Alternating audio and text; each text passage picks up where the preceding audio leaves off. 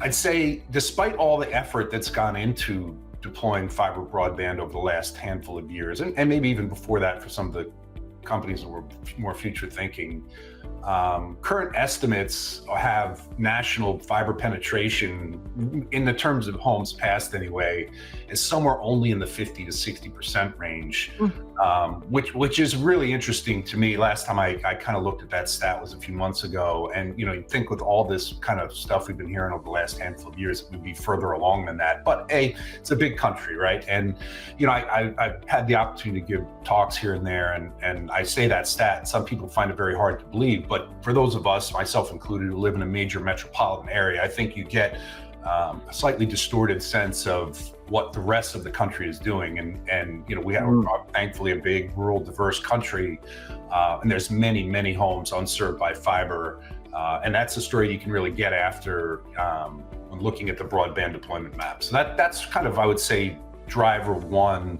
And there are so many, and we can talk a little bit about this later, but a number of government subsidy programs in play, Mhm. a whole alphabet soup of them, where real networks are being built, actually money being spent today. But, the big one in BEAD program is not yet here, putting meaningful dollars to work yet. And once that eventually arrives, I think it's going to propel growth for the next 3 to 5 years easily, as the states deploy that, out into the field.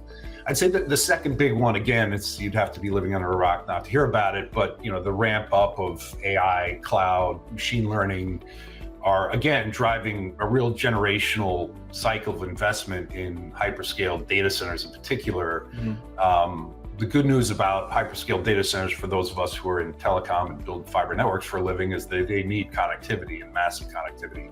I'd say AI training workloads and other demands are pushing the limits of legacy deployed fiber infrastructure, which is a completely different deployment cycle than the one I previously mentioned in terms of fiber to the home. But I'm of the belief that this is likely to drive a full-scale rebuild of the long-haul infrastructure to provide the capacity these large hyperscale players are going to need.